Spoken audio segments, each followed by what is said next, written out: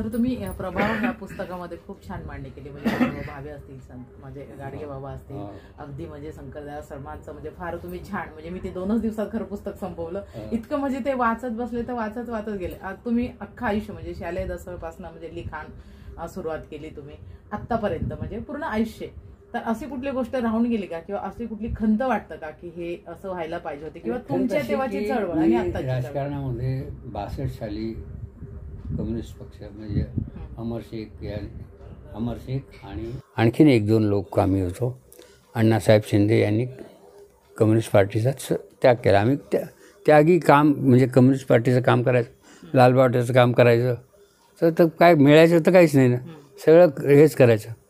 मला आश्चर्य वाटेल की एक जे माझं नाटक आहे जनतेशी भेट माझी घडवा, हे कशावरून मिळालं मला. वसंतराव पवार, शरद पवारांच्या मोठे बंधू हे शेका पक्षाचे होते. शरद पवारांचे आणि त्यांची खूण खटारा होती आणि लालबावटा त्यांची निशाणी होती. तर आम्ही 2 कार्यकर्ते नगरचे, ते उभे होते दौंड बारामती भागात. तर दौंड आम्हाला जवळ पडत होतं. तर आम्ही म्हटलं चला आपण त्यांच्या प्रचाराला जाऊ. काही न करता घरातून मी आणि माझे मित्र कुलथे निघालो, त्यांच्या प्रचाराला गेलो. आता आम्हाला राहायला कोण देणार, जागा काय, कोणाकडे जायचं. तर एक हँडबिल तिथं मिळालं, त्याच्यावरती रिपब्लिकन पक्ष कुठला तरी होता आणि त्याची आणि शेका पक्षाची युती आहे. तर त्याच्यावर एक दलित माणसाचा फोटो होता, बाबासाहेबांचा फोटो होता. चला म्हणलं इथे जाऊ.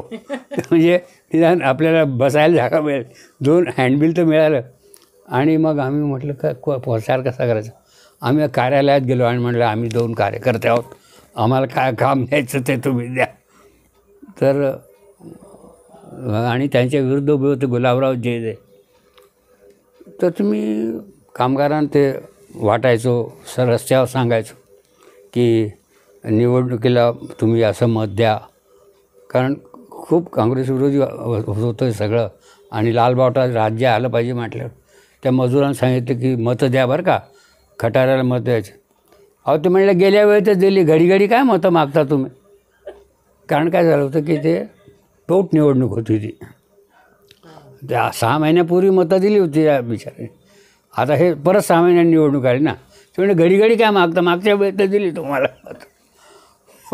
मग एका गावात गेल्यावरती कळलं की या गावाला काय माहीतच नाही, मतच माहीत नाही, अशी स्थिती. मग त्यातून माझी नाटकं निघाली किंवा जनतेशी भेट माझी घडवा, जनता कुठं आहे. तर अशा चळवळीत भाग घेत मग प्राध्यापक असतानासुद्धा सगळ्या चळवळीत भाग घेतला.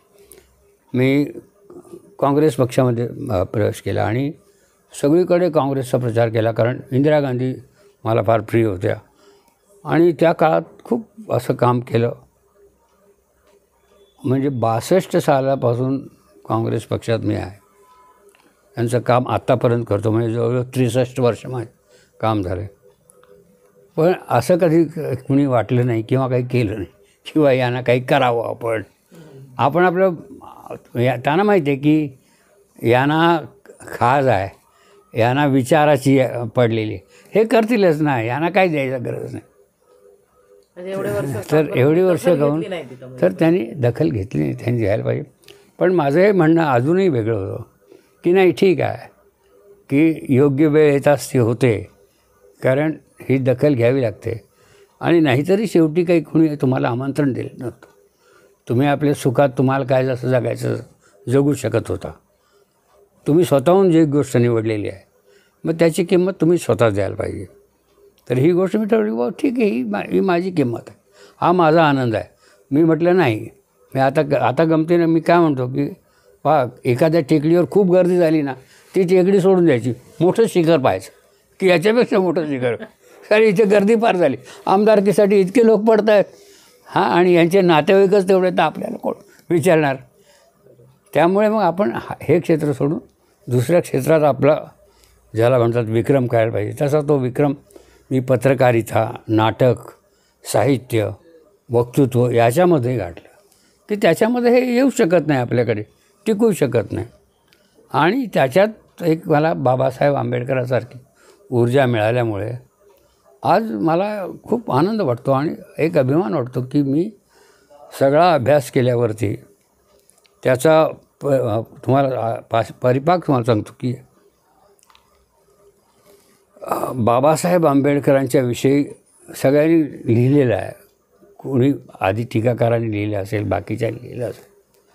आतासुद्धा बाबासाहेबांच्या विषयीची पुस्तक काय करतात लोक, त्यांचेच लेख संपादित करून मग ते आपली नावं घालतात, त्यांचीच वाक्य करून मग आपलं काम करतात, तेच करून काम करतात. हो, बाबासाहेबांच्याबद्दल नवीन कोणी का लिहित नाही, तर ते नवीन लिहित नाहीत. मी माझ्या लक्षात आलं की अरे बाबासाहेबांना आपण बोधिसत्व म्हणतो. बोधिसत्व म्हणजे काय, बुद्ध होणारा मनुष्य. आणि बुद्ध म्हणजे काय, ज्ञानी. अवतार आपण म्हणत नाही, कल्पनेप्रमाणे की देव अवतार घेतो तसा अवतार घेत नाही. पण स्थिती कशी आहे, मी विचार असा केला की बुद्ध होणं जर ज्ञानी होणं आहे तर जगातला सर्वात ज्ञानी मानला गेलेला मनुष्य आहे, सिम्बल ऑफ नॉलेज, तो बुद्ध नसावा का? तो बुद्ध आहे. मग काय आपल्याला दिसला नाही का? हो बरोबर आहे, कारण आपण जवळ होतो, पण जवळच्या माणसाला दिसत नाही, ते दूरच्या माणसाला दिसतं. आणि आपण का नाही हे केलं, तर याचं कारण आहे की याचा परिणाम आहे जगामध्ये. पहा, आत्तापर्यंत जे महापुरुष किंवा अवतारी पुरुष केले जातात हे सगळे राजघराण्यातले आहेत, तिथून आलेले आहेत, अधिकारातून आलेले आहेत. ज्या याच्यामध्ये ज्याला आपण म्हणतो ज्या बंधनामध्ये जखडलेले, ज्यांना स्पर्शसुद्धा वर्जित, अशा लोकातून कुणीही महापुरुष येऊ शकत नाही. आणि महापुरुषाला कुणी अशी त्याची पुराणकथा, त्याची कथा तयार करत नाही. ते काय म्हणा, त्याचं काम फक्त तपस्या करण्यापुरतं आहे, त्याग करण्यापुरतं आहे. पण त्याला संपूर्ण ज्याला म्हणतो की शेवटचं स्थान महत्त्वाचं हे देत नाहीत. तर ही मानसिकता आहे. जर इतक्या मोठ्या समुदायाला ते जर महत्त्व देत असेल तर त्यातून आलेल्या माणसालासुद्धा कशाला द्यायचं, तर हा विचार महत्त्वाचा आहे. आणि आपली ही मानसिकता अशी होती की आपण कसं इतकं बुद्ध कसं होणार. हो, बाबासाहेबांनी बुद्धाला आपला गुरु मानला, मग बाबासाहेब कसे बुद्ध होतील, असा आपलाही प्रश्न पडतो. पण माझ्या लक्षात असं आलं की नाही, ज्ञानी मनुष्य हा जो होतो तो बुद्ध असतो. आणि बाबासाहेबही बुद्ध आहेत, हे बोधिसत्वसुद्धा नाही. कारण बोधिसत्व हे म्हणजे जो बुद्ध होऊ शकतो असा. आणि म्हणून मी विचार केला आणि माझ्या असं लक्षात आलं की महापुरुषांनी सांगितलं की भारतामध्ये 2500 वर्षानंतर पुन्हा परिवर्तन होईल. तर खरोखरच ते परिवर्तन घडलं. 2500 वर्षाची जी साजरी करण्यात आली जयंती, त्यामध्ये नेहरूंनी खूप भाग घेतला आणि जगामध्ये बुद्धाचं विचार पसरवण्याचे प्रयत्न केले. आणि बाबासाहेबांनी जेव्हा घेतली दीक्षा तेव्हाही लोकांच्या मनामध्ये परिवर्तन आलं. त्यारे हे लोक आता बदलत आहेत आणि आता तर खूप मोठ्या प्रमाणात आहे. तर मी मध्यंतरी जवळजवळ 20-25 वर्षापूर्वी कॉलेजमध्ये असताना नागपूरला गेलो. माझी बायको मला म्हणत असे की आपले नातेवाईक कोण, आणि खरंच मग जातवाले लोक नाहीच ना, म्हणजे ज्या गावी गेलो तर आम्हीच फक्त. मग मी म्हणायचो तुला काय पाहिजे बा आपले जातवाले, ठीक आहे तुला दाखवीन मी माझे जातवाले कोण. तर मी त्याला नागपूरला घेऊन गेलो मी त्यांना, आणि आपले सगळे लोक भेटले बा. पण ते सुद्धा आश्चर्य की आता माझं हे सगळं स्वरूप पाहिल्यावरती ते लोकांना असं वाटत नाही की कुठं अस्पृश्य वगैरे जन्माला. कारण मी लायब्ररीचं सेक्रेटरी झालो, तर त्यावेळी तर सगळे एकदम उच्चवर्णीय सगळे त्याच्या लायब्ररीमध्ये होते, मी एकटाच. पण ते कुठं वाटायचं नाही कोणाला की बा हे ते अमुक असतील वगैरे. त्यामुळे माझी काय म्हणतात त्या सोपं झालं मी लायब्ररी सेक्रेटरी. तर हे सांगण्याचं कारण असं की नागपूरला गेल्यावरती नागपूरला एकाला मी पत्ता विचारला, त्याने मला पत्ता सांगितला आणि माझ्याबरोबर यायला लागलं सायकलीवरती. त्यांचं नाव गेडाम गुरुजी म्हणून, जे पोस्टामध्ये कामाला होतं. आणि का कोणास त्या दिवसापासून ते माझे खूप प्रिय झाले. म्हणजे माझ्यावरती त्यांनी प्रेम केलं की कधी रात्री येऊन जायचे, मी बाहेरून आला असेल तर जेवणाचा डबा घेऊन यायचं. अरे म्हणलं बाबूजी हे काय करता, ज्या माणसाला फक्त मी पत्ता विचारला. पण तो शेवटी जेव्हा जायला मी निघालो तर ते माझ्या गाडीवरती आले, सगळं आलं. प्रत्येक बुद्धविहारामध्ये मला नेलं, कॉलेजमध्ये मला नेलं. ते म्हटलं मग काही नाही म्हणे, तुम्ही पत्ता विचारला आणि तुमच्याबरोबर चाललो, तुम्हाला असं वाटलं की कुणीतरी आपल्यापैकी आहे आणि आपलं भलं करणार आहे, म्हणून म्हणे मी तुमच्याबरोबर राहील. आणि मग बायकोला मी नेलं, त्यांच्या वस्तीत नेलं. त्या सगळ्या लोकांनी स्वागत केलं, त्यांच्या घरी स्वागत केलं. म्हणले बघ हे इतके नातेवाईक आहे. आणि म्हटलं लक्षात ठेव, मी जर गेलो आणि काही नसलं कोणी तर तू फक्त कुठल्याही झोपडपट्टीत जाऊन जय भीम म्हणालीस ना तर तुला आश्रय मिळेल, कोणी तुला आश्रय देईल, एवढं काम कर. तर हा भाग आल्यामुळे एक माझ्या मनामध्ये असा निर्माण झाले की बाबासाहेब हे बुद्ध आहेत. आणि मग ते कसे बुद्ध आहेत, तर ते मैत्रेयी बुद्ध आहेत. कारण आगामी बुद्धाचं नाव ठरवलं होतं लोकांनी की जो जगावर मैत्री करणारा असेल. तर म्हटलं बाबासाहेबांनी जगावर मैत्रीच केली. याचं कारण असं आहे की जगावर मैत्री करणारा मनुष्य अहिंसेचा संदेश देतो, तो हिंसेचा संदेश देत नाही. बाबासाहेबांना सांगता आलं असतं लोकांना किंवा उठा, शस्त्र घ्या हाती, आपल्यावरती इतका अन्याय झालेला आहे आणि आपण इतके शूरवीर आहोत. ते कोरेगाव भीमाची आपली शूरवीराची कथा आहे की 500 लोकांनी इतकं केलं. तेव्हा जर बाबासाहेबांनी लोकांना शस्त्र घ्यायला सांगितलं असती तर किती मोठी चळवळ उभी राहील. पण ती घेतली नाही. याचं कारण असं आहे की त्यांना माहिती आहे की युद्ध कुठेही झालं, कसंही झालं तर ते साहिरची एक फार सुंदर कवितेची ओळ आहे की टँक आगे बढ़े या पीछे हटे, टँक आगे बढ़े या पीछे हटे, कोख धरती की बांझ होती है. जगाची ही जी जमीन आहे, धरणी माता, हिची कूस बांझ होते कारण हिच्यावरती शस्त्र पडतात. टँक पुढे गेले काय मागे गेले काय, दोन्ही जय मिळाला की पराजय झाला, पण फक्त कोख धरती की बांझ होती है. फतेह का जश्न हो या हार का सोज, विजयाचा उत्सव असो किंवा पराजयाची दुःखद भावना असो. फतेह का जश्न हो या हार का सोच, जिंदगी मैयतों पे रोया करते. जीवन हे मृतावर रडत असतं. हे हा परिणाम आहे शस्त्राचा.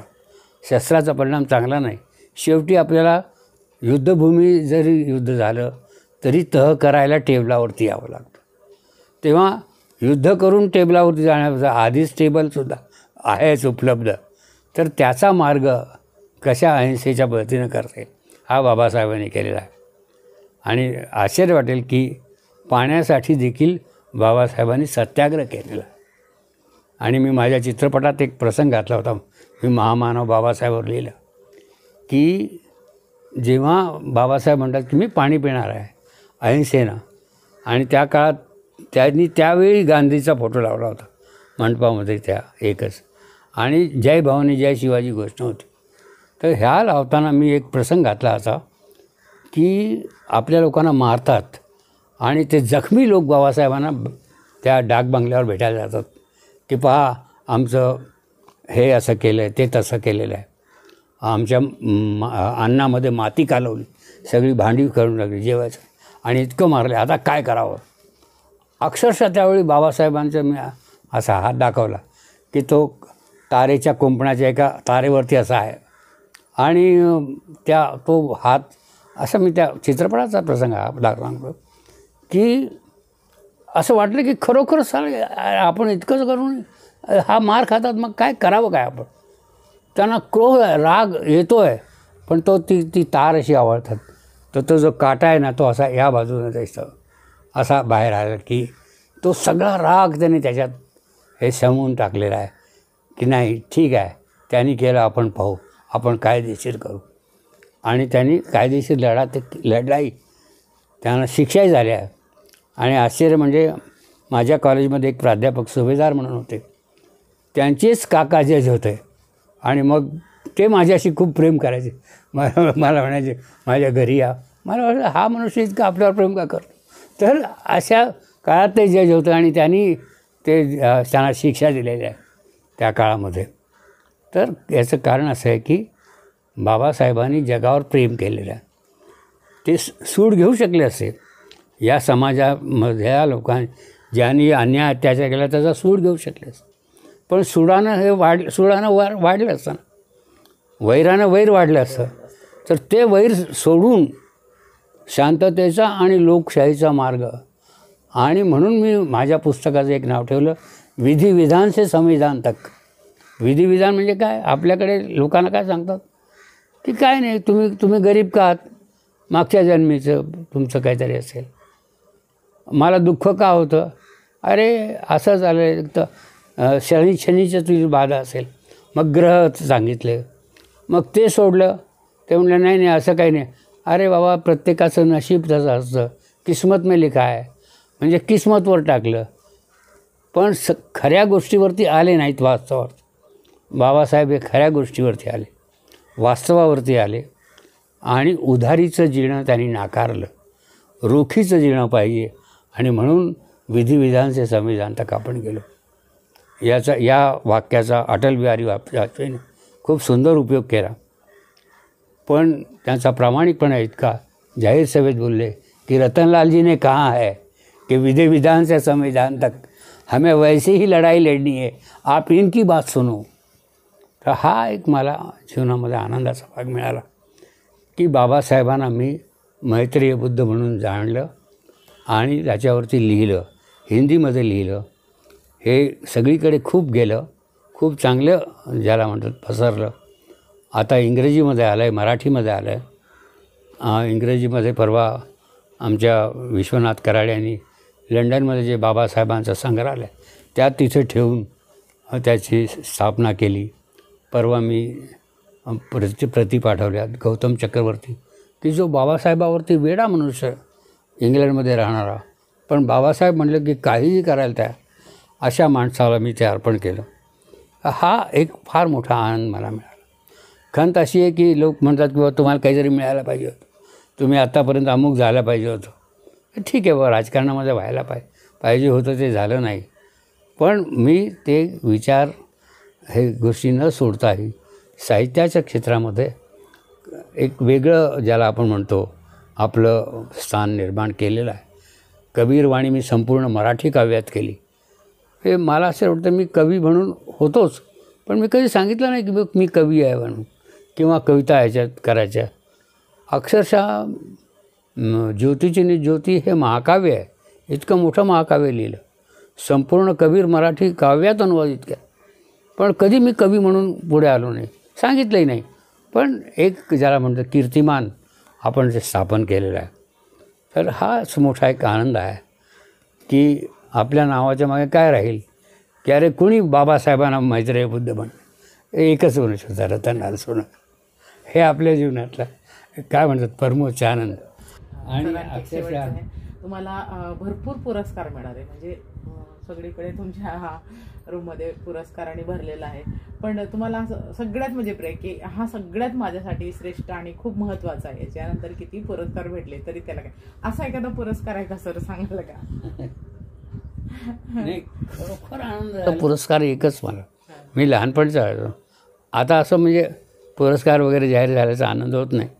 ठीक आहे बाबा, आपण करतो. तर मी एक रूपक लिहिलं आणि ते पाठवलं. तर त्याला काही पुरस्कार मिळाला नाही, पण त्याबद्दल एक पुस्तक मला अमेरिकेहून आलं आणि ते गव्हर्मेंट बाय द पीपल असं. तर ते आमची निवडणूक कशी होती अशी इंग्रजीमध्ये. आणि ते पुस्तक अमेरिकेहून आल्यामुळे मी अगदी आंघोळ करत होतो, तर खाली पोस्टमॅनने सांगितलं काहीतरी पार्सल आलं. आपलं काय पार्सल? तर मी अक्षरशः टॉवेल गुंडाळून असा खाली आलो आणि ते घेतलं आणि पाहिलं. तर त्यात लिहिलं होतं किंवा तुमचं रूपक क्रमांकात नाही आलं, पण तरीही तुम्हाला ही भेट आम्ही पाठवित आहोत. तर ते गव्हर्मेंट बाय द पीपल ते पुस्तक पाहिल्यावरती मला खूप आनंद झाला. कारण आयुष्यात तो पहिला मला असा मिळालेला की हे बक्षीस पुरस्कार असा. आता मग मला रशियाला जायचं होतं, तर आता एक पुरस्कार असा होता की परदेशी नावाचा चित्रपट आहे. हा चित्रपट पाहून तुम्ही निबंध लिहा, मग त्यात जर तुम्हाला मिळालं तर तुम्ही पहिला क्रमांक याल. तर ते त्यासाठी मुंबईला गेलो, तो परदेशी चित्रपट पाहिला. पण त्याचा फायदा काय, त्या निबंध झाला नाही, मी रशियाला गेलो नाही, पण अक्षरशः रशियाची स्वप्न पाहत होतो की मी जाईन तिथे, पण तिथं काही जाता नाही आलं. इतर ठिकाणी आपण जाऊ शकलो. आता रशियाही पाहायचा विचार की बाबा अण्णाभाऊंनी जो रशिया पाहिला आणि त्यांनी जे वर्णन केलं ते मी रशियन भाषेत करून घेतलं आणि विद्यापीठातर्फे प्रकाशित केलं. तर असं पाहिलं तर खूप कामं वाटतात. आणि माझ्या दृष्टीनं पाहिलं तर मी काय म्हणतो, अरे काय आता बसल्या बसल्या काही नाही, तर 1 तास वेळ आहे, चला आपण काहीतरी करून टाकू. तर कुणी म्हणतात तुम्हाला स्फूर्ती कधी येते, काय करता, असं मलाही वाटायचं लेखकाबद्दल की तो असा स्फूर्ती येत असेल आणि तो काहीतरी फार भारी लिहित असेल. तसं काही नाही. मी कुठेही हॉटेलमध्ये बसल्यावरती कोपऱ्यात बसलं लिहितो, नसेल तर कुठे मला असं काही लागत नाही, काही टेबल नाही, खुर्ची नाही. तर ते हे होतं. पण मग नंतर कथा तयार होतात. तर माझी बायको म्हणते तुमच्या इतक्या कथा तयार होतील की मी एकेकाला मारेल म्हणे, चपले मारेल की अरे ते होते त्यावेळी तुम्ही कुठं. तर याचं कारण असं आहे की खूप ठिकाणी मी गेलेलो आहे, की अशी जागा नाही की जिथे मी त्या क्षेत्रामध्ये पाऊल टाकलं नाही. जितकं शक्य होतं तितकं आपण सगळं केलेलं आहे. आणि मला असं वाटतं की कधीकधी एक कॉलेजच्या काळामध्ये कुणीतरी माझ्यावरती प्रेम करणारी एक युवती होती, तिनं एक पत्र लिहिलं. ते आमच्या कॉलेजच्या पत्त्यावर झालं. तर ते स्टाफरूममध्ये सगळी ठेवतात. तर सगळ्या स्टाफरूमपैकी पहिल्या कोणाचं त्या कोणी डापलं ते आणि मग ते फाडून वाचलं सगळ्यांनी. आणि तिने लिहिलं होतं की मी फार प्रेम करते वगैरे. आता ठीक आहे, माझं लग्न झालेलं होतं, सगळं झालेलं होतं, मी कधी मुलीकडे पाहतही नव्हतो, मग कॉलेजमध्ये तर पाहतही नव्हतो. तो उलट मुली म्हणायच्या फार आगाव आहे, पाहत नाही. तर कधी आता एकाने पत्र लिहिलं, बा कोणीतरी भाषण ऐकलं, लिहिलं की बा असं असं मला तुम्ही प्रेम आहे. मग त्या सगळ्यांनी अरे बघ पत्र, त्याचं प्रेमपत्र सापडलं, सगळ्यांना दाखवलं. तर मी त्यांना विचारलं की काय, नाही म्हणे हो तुझं असं पत्र.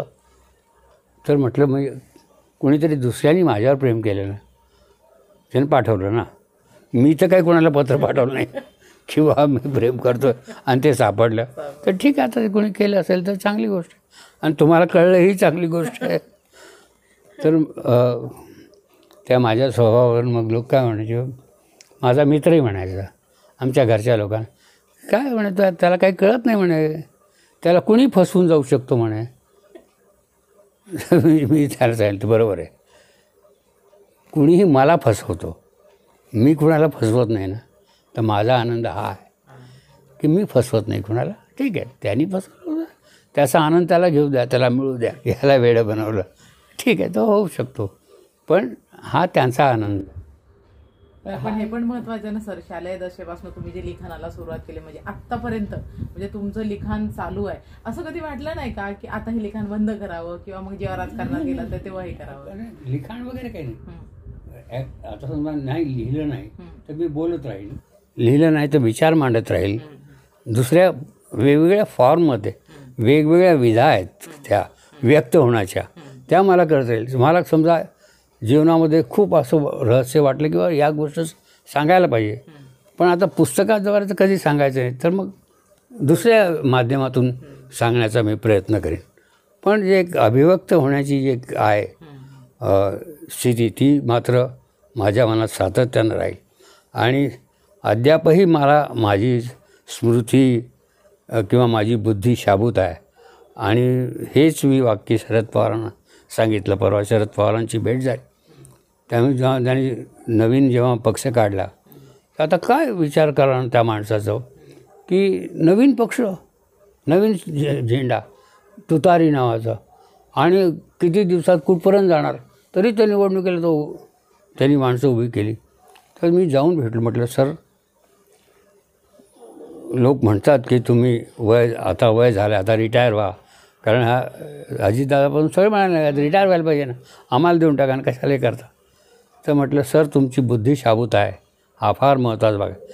आणि बुद्धी शाबूत नुसती नाही तर तुम्ही एका विचारावरती आहात की जो तुमच्या घराण्यामध्ये पोचलेला आहे, आणि तो जो विचार आहे समतेचा विचार, याच्यातून तुम्ही पुढे जातात. तेव्हा तुमचं अभिनंदन. तर दुसऱ्या दिवशी त्यांनी सांगितलं पत्रकार की माझी बुद्धी शाबूत आहे, मी याच्यावर काम करा. तर मलाही असं वाटतं की त्यांच्यापेक्षा मी 2 वर्षांनी वडील आहे. माझ्यानंतर ते काँग्रेसमध्ये आले, त्याच्या अगोदर मी काँग्रेसमध्ये होतो. आणि माझा एक मित्र तर फार आधी होता, सेवादलाचा तो होता. तर हे ज्युनियर आहेत त्या दृष्टीनं पक्षामध्ये. पण आता अनेक गोष्टी, अनेक काय म्हणतात, वेगवेगळ्या ज्या फॅक्टर्स असतात त्या कामाला येतात, ते पोहोचू शकले. पण एक गोष्ट आहे की त्या माणसाने इज्जत ठेवली. मुख्यमंत्री होणं आणि मुख्यमंत्र्यांनी एखाद्याची इज्जत ठेवणं हेही फार महत्त्वाचं आहे. तेव्हा अशा लोकांनी माझी इज्जत ठेवली. दुसरी गोष्ट अशी की सगळ्या राष्ट्रपतींशी माझा संबंध आला या देशाच्या, बऱ्याच पंतप्रधानांशी संबंध आला या देशाच्या. हा मला एक आनंदाचा ठेवा वाटतो की एक सामान्य माणसाची, ज्याला म्हणतो, स्थिती कुठपर्यंत होऊ शकते. किंवा एखाद्या लेखकाची. तुम्हाला आश्चर्य वाटेल की जेव्हा मनुष्य पदावरती असतो तेव्हा त्याच्याकडे जाणं फार अवघड असतं आणि तोही काही वेळ देऊ शकत नाही आणि बोलू शकत नाही. जेव्हा पदावर नसतो तेव्हा माणसं याच्याकडे नसतात, त्यावेळी मी त्याच्याकडे जात असतो. म्हणजे शंकरदयाळ शर्मा कुठल्याही पदावर नव्हते आणि मी रस्त्यानं चालताना पाठी दिसली. मी म्हटलं, अरे हे राव आपल्या ओळखीच आहे, चला जाऊया, भेटूया त्याला. आता कुठल्या पदावरती नाही, काही नाही. भेटायला गेलो आणि गप्पा मारता मारता तर त्यांच्याशी बोललो की सर आगे क्या करना चाहते हैं आप. नहीं, बोले अब मैं क्या, मैं अध्यक्ष था, मैं मुख्यमंत्री था, सब था, सब हो गया, अब क्या और चाहना है. तो मैं, नहीं सर, अब भी आप और भी आपको बड़ा पद मिले. तो मग मला म्हटले, ऐसा है, आत्मा तो नहीं मानती है की काहीतरी झालं पाहिजे म्हणे. आणि खरंच ते पुढे तसं झालं की ते उपराष्ट्रपती झाले आणि राष्ट्रपती झाले. मोठी घटना असते. माणसाचं मन काय असतं. नरसिंह राव हे भारताचे पंतप्रधान, मोठे लेखक आहेत. त्यांची पुस्तकं मी वाचली होती. हा जी महाकादंबरी आहे आणि त्यांनी खूप सुंदर ती लिहिली. खूप मोठा परिणाम, जसं मी सांगितलं झुटा सच वाचल्यावरती तशीच ती कादंबरी त्यांची वाचली मी आणि त्या काळात लक्षात ठेवली, बोलत असे. जेव्हा पंतप्रधान पदावरून ते गेले, म्हणजे निवृत्त झाले, तेव्हा मी दिल्लीला होतो. तर मी माझ्या मित्राला म्हटलं की यार बऱ्याच दिवसात नरसिंहरावांना भेटलो नाही, तर जाऊया आपण भेटायला गेलो. मग त्यांना म्हटलं की सर, ती तुमची कादंबरी मी वाचलेली आहे, अमुक अमुक. ते म्हणलं अच्छा. आणि म्हटलं असं वाटलं की तुम्हाला काहीतरी भेटावं, आता वेळ मिळाला तर तुमच्याशी भेटायला. आणि मग गप्पा सुरू झाल्या. इतका मन मोकळेपणानं बोलायला लागले. कारण सत्ता असताना किती लोक जात असतात, सत्ता नसल्यावरती कुणी नव्हतं, माणसं येतच नाहीत. अब क्या जाने का फायदा, असं आहे ते लोक म्हणायचे. पण 1 तासभर माझ्याशी बोलले, चहा मागवला आणि मग मला म्हणाले की तू इतकं माझ्या साहित्याचं लक्षात ठेवलंस आणि आलास माझ्याकडे.